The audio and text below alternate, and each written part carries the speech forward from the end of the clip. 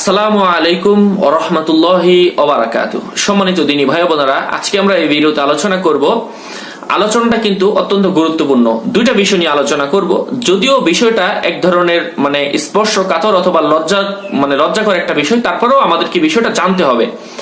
এক বোন আমাদের কাছে জিজ্ঞাসা করেছেন যে পুরুষের লিঙ্গ মহিলারা মুখে নিতে পারবে কিনা। তদ্রূপ এটার সাথে আলোচনা করতে গেলে আরেকটা বিষয় আমাদের সাথে চলে আসে। পুরুষরা যদি মহিলার লজ্জাস্থানের মধ্যে মুখ লাগাতে চায়, এটা করতে পারবে কিনা, এই বিষয়ে ইসলাম কি বলে, দুইটা বিষয় নিয়ে এই ভিডিওতে আলোচনা হবে।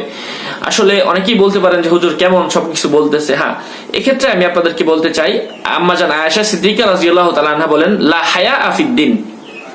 এমনকি মাসিকের মাসালা, হায়েজ নেফাজের মাসালা যেগুলো, এগুলোও সাহাবারা আল্লাহ রাসূল সাল্লাল্লাহু আলাইহি ওয়াসাল্লাম থেকে শিখেছেন, জেনেছেন। এগুলো আমাদেরকে জানতে হবে, বুঝতে হবে। এই বিষয়গুলো না জানার কারণে আমাদের দেশের মধ্যে ঘটে চলেছে অনেক হারাম কাজ, যেগুলো ইসলামের মধ্যে নিষিদ্ধ। এই জন্য বিষয়গুলো আমাদেরকে জানতে হবে। সম্মানিত দিনী ভাই বোনেরা, এই জন্য কেউ মাইন্ড না করে ইসলামের মূল বিষয়টা জানার জন্য অবশ্যই আলোচনাটি শেষ পর্যন্ত শুনবেন, এবং আমাদের চ্যানেলটি এখনো সাবস্ক্রাইব করে না থাকলে অবশ্যই সাবস্ক্রাইব করে পাশেই থাকবেন। আমি কোরআন থেকে একটা আয়াত উল্লেখ করছি। আল্লাহ তাআলা কোরআনের মধ্যে বলেন, হুন্না লিবাসুল লাকুম ওয়া আনতুম লিবাসুল লাহুন্না। পুরুষরা নারীদের জন্য পোশাক স্বরূপ, তদ্রূপ নারীরাও পুরুষদের জন্য পোশাক স্বরূপ। অর্থাৎ পোশাক যেমন শরীরের সাথে আবৃত লেগে থাকে, তদ্রূপ একে অপরের সাথে লেগে থাকতে পারবে, সমস্যা নেই, লেগে থাকতে পারবে। কিন্তু এখন বিষয়টা হলো আপনার এই যে আমি যে শুরুতে দুইটা বিষয় বলেছি, বারবার বলতেও বিরক্তকর, আমি একবার আবার বলে দিচ্ছি। শুরুতে যে দুইটা বিষয় বলেছি, নারীরা পুরুষের লিঙ্গ মুখে নিতে পারবে কিনা, তদ্রূপ পুরুষরা মহিলাদের যৌনাঙ্গে মুখ লাগাতে পারবে কিনা। তাও এই দুইটা বিষয়, এটার কোনো প্রমাণ কোরআন হাদিসের মধ্যে কোথাও পাওয়া যায় না, কোথাও নেই। আপনি যত হাদিস খুললেন, যত কোরআন খুললেন, কোথাও এর সপক্ষে কোনো প্রমাণ পাবেন না। তো এক্ষেত্রে করণীয় কি? তো এক্ষেত্রে যে সমস্ত মানুষ এই কাজগুলো করছে, হয়তোবা তারা বিভিন্ন বই, পুস্তক অথবা কোনো ধরনের ম্যাগাজিন, পত্রিকা অথবা ইত্যাদি ইত্যাদি, এগুলো থেকে হয়তোবা মানুষগুলো বিষয়গুলো জানতেছে। এই অনেক অশ্লীল বই পাওয়া যায়, তো বইগুলো থেকে হয়তোবা শুনেছে, অথবা কেউ করেছে আরেকজনের থেকে শুনেছে, এমন হতে পারে। তো এই কাজগুলোর ছড়িয়ে ছিটিয়ে পড়েছে আমাদের দেশে এভাবে। এই জন্য এগুলোর কোনো প্রমাণ কিন্তু কোরআন হাদিসের মধ্যে নেই। এবং আগের জামানার যত মুরব্বী ছিল, তারাও কিন্তু আপনি যদি তাদের খবর নেন, ফ্রি মাইন্ডে আপনার দাদা দাদি অথবা যারা ফ্রি মাইন্ডেড আছে কিছু মানুষ, তাদের কাছ থেকে বিষয়টা জেনে নেন, তাহলে কিন্তু তারাও হেসে হেসে বলবে যে না, এইগুলা একেবারে তোরা ভ্রান্ত। আপনাকে তুই বলে বলে হেসি খুশিতে আপনাকে হাসি খুশি রেখে অনেক কিছু বলবে, এমন মানুষ খুঁজে পাওয়া যায়। তো যদি সম্ভব হয় তাহলে জেনে নিতে পারেন। তো সম্মানিত দিনী ভাই বোনেরা, আমি যে দিক নির্দেশনা দিতে চাই, এটার কোনো প্রমাণ কোরআন হাদিসের কোথাও নেই। নারী পুরুষেরটা অথবা পুরুষটা নারীরটা কোথাও কিছু করতে পারবে না। যদি একান্ত ইচ্ছাই হয়, অনেক ইচ্ছা হয় যে আপনি এখানে চুমু দিবেন, তাহলে আপনি সর্বোচ্চ পুরুষটা যারা আছে নারীদের নাভির নিচে, আপনার যদি ইচ্ছাই হয় আপনি চুমু দিতে পারেন, চুমু দিলেন সর্বোচ্চ। তদ্রূপ নারীদেরও যদি ইচ্ছা হয় তারা চুমু দিতে পারবে।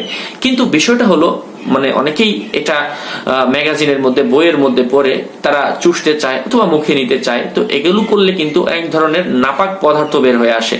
এটাকে আরবিতে বলা হয় মানি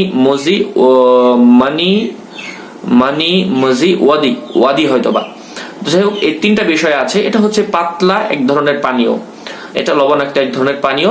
তো এটা ফিখের কিতাবগুলোর মধ্যে কুদুরি কিতাবের ৩য় নম্বর পৃষ্ঠার মধ্যে আছে। আরবিতে মনি মজি ওদি, তিনটা শব্দই আপনার শুরুতে আছে পৃষ্ঠার। তো যাই হোক, সম্মানিত দিনী ভাই বোনেরা, তো পানির বর্ণনাটাও দেওয়া হয়েছে। এই জন্য এই জাতীয় পানি মুখে নেওয়া এটা হচ্ছে হারাম।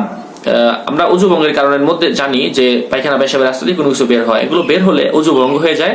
গোসল ফরজ হয় না, কিন্তু অজু ভঙ্গ হয়ে যায় যদি ওই পাতলা শুধু পানিটা বের হয়, বা অনেকের কারোর সাথে কথা বলার সময় পানিটা বের হয়। তো এটা মহিলাদেরও সাদা স্রাব বের হয়, এটার একই হুকুম। তারা অজু ভঙ্গ হয়ে যায়, কাপড়ে লাগলে কাপড় নাপাক হয়ে যাবে, কাপড় চেঞ্জ করে নামাজ পড়তে হবে, অজু ভঙ্গ হয়ে যাবে। তো দিনী ভাই বোনেরা, যাদের এমন হয়, আর কেউ চুষার কথার ক্ষেত্রে আমি বলবো এটা হারাম, চুষা যাবে না, মুখের মধ্যে নাপাক জিনিস চলে যেতে পারে। তাছাড়া জায়গাগুলো হচ্ছে স্পর্শকাতর এবং নরম জায়গা, লজ্জাস্থান অত্যন্ত নরম জায়গা। যদি আপনার ধারালো দাঁত লেগে যায়, তখন তো মারাত্মক বড় ধরনের ক্ষতি হবে, তখন আবার দৌড়াদৌড়ি করতে হবে ডাক্তারের কাছে। এই বিষয়গুলো আবার মানুষ জানবে, হাসাহাসি করবে, কেমন? এই জন্য আল্লাহ তাআলা আমাদেরকে এগুলো থেকে বিরত রাখুক। আমি তো বললাম যে নারীরা পুরুষের অর্ধাঙ্গিনী বলা হয় একে অপরের। হ্যাঁ, এটা এই আয়াতের মূল কথা থেকেও বোঝা যায়। এছাড়াও কোরআন হাদিসের মধ্যে এর পক্ষে প্রমাণ আছে যে নারী পুরুষ দুইজন এক। এই জন্য এক বলেই যে আপনারা একজন আরেকজনেরটা মানে এভাবে এই কাজগুলো করবেন, মুখে দিবেন, এই সেই করবেন, চুষবেন, এগুলো করা যাবে না। আশা করছি বুঝতে পেরেছেন। ইসলাম প্রচারের স্বার্থে অবশ্যই আমাদের এই ছোট্ট ইউটিউব চ্যানেলটি সাবস্ক্রাইব করে দিবেন, ভালো লাগলে লাইক দিয়ে দিবেন, এবং যারা বিষয়গুলো জানে না বন্ধুদের কাছে শেয়ার করবেন, আশপাশের বন্ধুদের কাছে শেয়ার করবেন, যাতে করে তারা সকলেই এই বিষয়গুলো জানতে পারে, বুঝতে পারে। বিষয়গুলো স্পর্শকাতর হলেও অনেকে অনেক জায়গায় বলতে চায় না, কিন্তু মাসালাগুলো আমাদেরকে জানতে হবে, বুঝতে হবে। না বুঝলে কিন্তু এই যে আমরা একটা হারাম কাজ যারা করছিলেন অথবা যারা করতো তারা কিন্তু হারাম কাজটা করে ফেলছিল।